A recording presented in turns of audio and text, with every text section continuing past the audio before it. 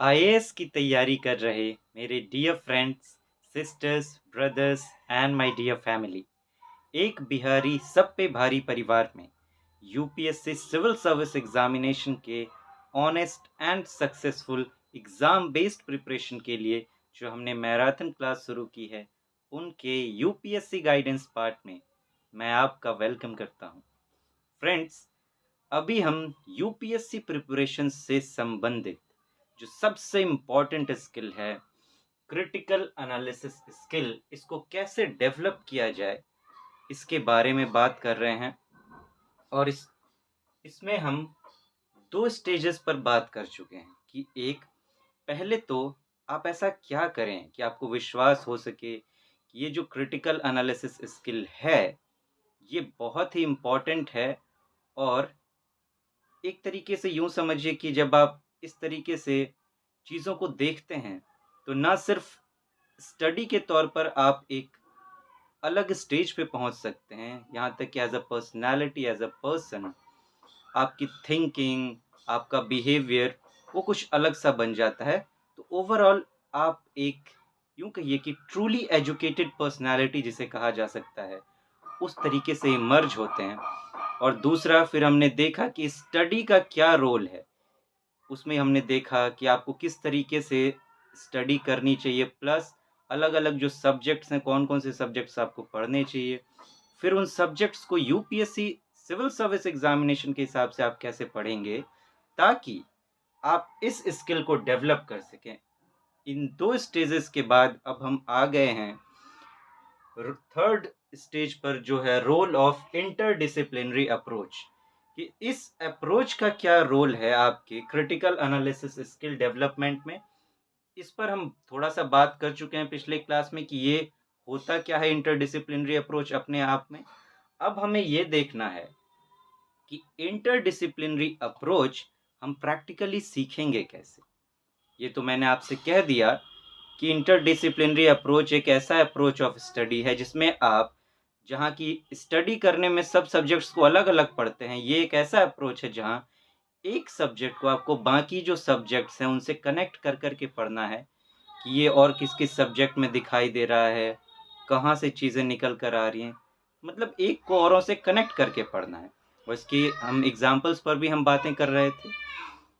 अब ये देखना है कि प्रैक्टिकली इस स्किल को, ये जो इंटरडिसिप्लिनरी अप्रोच वाला पार्ट है, इसको कैसे किया जाए। क्योंकि अब देखिए, डायरेक्टली ऐसा तो होगा नहीं कि आपने सारे विषय पढ़ लिए और एकाएक आप चाहेंगे कि एक सब्जेक्ट को अब दूसरे सारे सब्जेक्ट से हम कनेक्ट करके पढ़ने लगे और ऐसा कर पाएँगे। डायरेक्टली तो ऐसा नहीं होगा।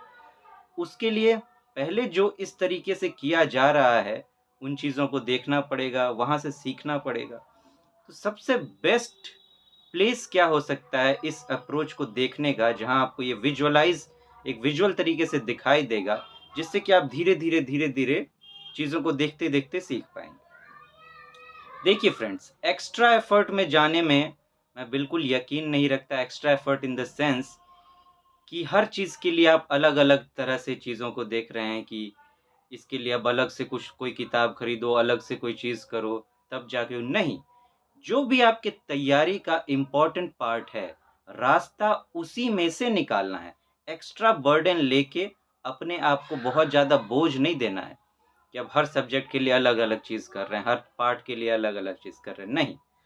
अब देखिए, ये स्किल सीखने का जो आपके लिए बेस्ट पार्ट हो सकता है, जो कि आपके लिए वैसे भी पढ़ना सिविल सर्विस एग्ज़ाम की प्रिपरेशन के लिए ज़रूरी है, वो है आपका न्यूज़पेपर।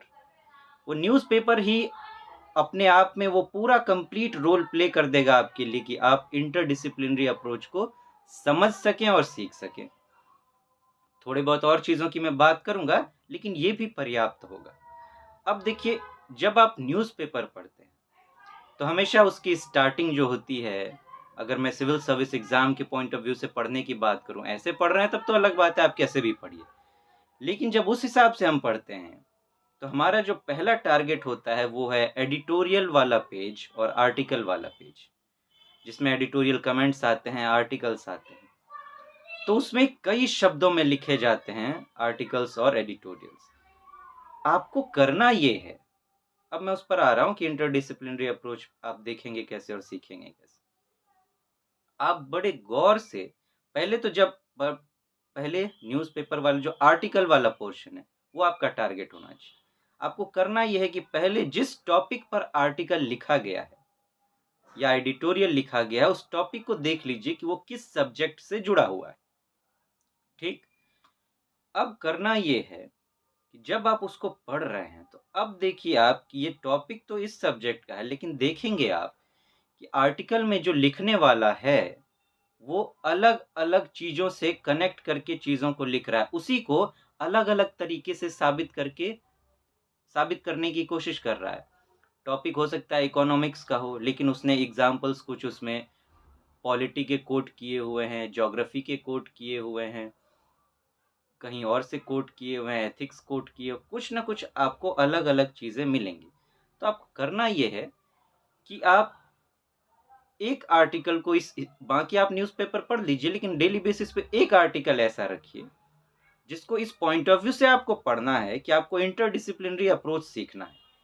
क्योंकि इसमें वक़्त लगेगा और पूरे न्यूज़पेपर में अगर आप ये करते चलेंगे, सारे एडिटोरियल, सारे आर्टिकल के साथ ऐसा करेंगे तो बोर होकर छोड़ देंगे। तो प्रैक्टिकल होकर चलना है कि हमारा दिमाग किस तरीके से काम करता है। और ये काम आप शुरू में ही कर लीजिए कि ये जो दिमाग है, बाद में मान लीजिए न्यूज़पेपर पढ़ने के बाद आप इसको करने की कोशिश करेंगे कि मैं पहले पूरा न्यूज़पेपर पढ़ लूँ, फिर लास्ट में एक आर्टिकल को पकड़ के ऐसा करूँगा। तो यकीन मानिए दिमाग ऑलरेडी थक चुका है, वो कहेगा यार जल्दी-जल्दी निपटाओ इसको। तो ऐसे नहीं करना है। पहला ही एक आर्टिकल चुन लीजिए, जो आपको लगता है कि मुझे तो एग्ज़ाम पॉइंट ऑफ व्यू से भी पढ़ना चाहिए, वैसा ही कोई चुन लीजिए। सारे आर्टिकल्स भी इम्पोर्टेंट नहीं होते, तो कोई एक इम्पोर्टेंट अपने पॉइंट ऑफ व्यू से चुन लीजिए और एक नोटबुक ले लीजिए या एक पेज ले लीजिए। उस टॉपिक को लिख दीजिए जिस पर वो लिखा गया है। अब क्या कीजिए, पेंसिल लीजिए या पेन रखिए और देखते चलिए कि इसमें इस सब्जेक्ट को कैसे और सब्जेक्ट से कनेक्ट किया गया या और किस-किस सब्जेक्ट से एग्ज़ाम्पल्स, फैक्ट्स या स्टेटमेंट्स लिए गए हैं, इस पूरे आर्टिकल को कंप्लीट करने के लिए। और लिखते चलिए, मान लीजिए इकोनॉमिक्स का टॉपिक है तो फिर लिखिए कि पॉलिटी से ये-ये स्टेटमेंट आए हैं, हिस्ट्री से ये-ये स्टेटमेंट आए हैं, ज्योग्राफी से ये-ये स्टेटमेंट आए हैं और इस तरीके करके आप उस आर्टिकल को कंप्लीट कर लीजिए। अब आपको करना ये है कि अब गौर से जो आपने नोट किया है, उसको ऑब्ज़र्व करना है और देखना है कि किस तरीके से जो है राइटर्स लिखते हैं, कैसे वो कनेक्ट करते हैं चीज़ों को, कैसे सारी चीज़ें आई हैं अलग-अलग सब्जेक्ट से। तो वहाँ आपको जो है इंटरडिसिप्लिनरी अप्रोच का एक अलग ही नज़रिया दिखेगा क्योंकि वो जो राइटर्स होते हैं, वो अपने आप में बहुत एडवांस राइटर्स होते हैं। अब सोचिए ऐसे ही थोड़ी ना किसी को द हिंदू और द इंडियन एक्सप्रेस में लिखने का मौका मिल जाएगा या उनके आर्टिकल्स छप जाएँगे। ज़रूर उनमें कुछ ना कुछ बात रही होगी। तो वो टॉप के राइटर्स होते हैं। तो वो जो है ना, समझिए कि अपना जो प्रेज़ेंट करेंगे, रिप्रेज़ेंटेशन करेंगे अपना, वो हाईएस्ट लेवल का करेंगे। और हाईएस्ट लेवल समझिए यही जो सबसे अच्छी बात होती है लिखने की या सुनने की भी, वो ये कि जो लिखने वाला है या बोलने वाला है, वो अपने सब्जेक्ट को, अपने टॉपिक को कितने भागों से कनेक्ट करके लिख सकता है या बोल सकता है। आप सोचिए कि आप किसी को सुनते हैं मान लीजिए, किसी का भाषण सुनते हैं या कुछ लेक्चर सुनते हैं, तो अगर वो अलग-अलग जगह से एग्ज़ाम्पल्स लेके आता है, अलग-अलग क्षेत्रों के एग्ज़ाम्पल देता है, अलग-अलग जगहों को कोट करता है, तो सुनने में कितना मज़ा आता है। बजाय उसके कि कोई फ्लैट तरीके से बोले जा रहा है, बोले जा रहा है, बोले जा रहा है। कोई एक ऐसा बोलने वाला है, उसने कभी बोलते-बोलते किसी फिलोसोफिकर फिलोसोफर का एग्ज़ाम्पल दे दिया कि महात्मा गांधी ने ये कहा था, इमैनुअल कांत ने ये कहा था। महाभारत में ये चीज़ें दी गई हैं, रामायण में ये चीज़ें दी गई हैं, राजनीति में इस लीडर ने ऐसा काम किया, ज्योग्राफी में इस पार्ट में ऐसा-ऐसा हुआ। तो इस तरीके से चीज़ों को जब कोई बोलता है, प्रेज़ेंट करता है या लिखता भी है, तो उसमें एक अलग तरीके का अट्रैक्शन होता है। तो उस चीज़ को आपको देखना है और जब धीरे-धीरे इसको आप करते चले जाएँगे। शुरुआत में मान लीजिए कि डेली बेसिस पर करना अगर आपके लिए दिक्कत हो रहा है, तो ऐसा करिए कि कम से कम 2 दिन में 1 दिन कर लीजिए या फिर 3 दिन में 1 दिन कर लीजिए या कम से कम वीकेंड में तो 1 बार करिए ही। शुरुआत में जब देखिए होता क्या है, शुरुआत में इसमें मेहनत लगती है थोड़ी-सी, और अगर इससे भागे तो फिर ये स्किल नहीं सीख पाएँगे, फिर आप यूपीएससी सिविल सर्विस एग्ज़ाम को भी भूल जाइए, इसको क्रैक करना भी। मैं कड़वी बात कह रहा हूँ लेकिन सच बोलूँगा, क्योंकि मेरा धर्म है कि मैं आपको सही रास्ता दिखाऊँ, वो शॉर्टकट में मेरा कोई यकीन नहीं है दूर-दूर तक। अगर शॉर्टकट्स में आप यकीन रखते हैं तो फिर मैं आपके लिए नहीं हूँ, आई एम सॉरी। लेकिन हाँ, अगर आपको यहाँ से है कि नहीं मुझे क्रैक तो करना ही है इसको, तो फिर उसके लिए देखिए यूपीएससी आपकी आप अगर आप यूपीएससी से कुछ एक्सपेक्ट करते हैं, वो ये एक्सपेक्ट करते हैं कि वो आपको सेलेक्ट करे, तो यूपीएससी की भी आपसे कुछ एक्सपेक्टेशंस हैं, आप उसको पूरा करिए। उससे आगे बढ़कर कर दीजिए कि तुमने 4 माँगा है, हम 10 करके देंगे। तो एक अलग जो भी सीखिए एक अलग अनोखे तरीके से। तो जब आप इस तरीके से करेंगे, तो शुरुआत में क्या कीजिए, वीक्स में करते चलिए। एक बार इसका स्वाद लग गया ना आपको, फिर आप रोक नहीं पाएँगे खुद को। फिर आप धीरे-धीरे क्या करिए, देखिए एक तरीके से जाएँगे प्रोसेस से, तो ये आपका नेचुरल पार्ट बन जाएगा। बेटर होगा, अब मैं फाइनली जो कह रहा हूँ, बेटर होगा कि स्टार्टिंग में आप संडे इसके लिए रखें।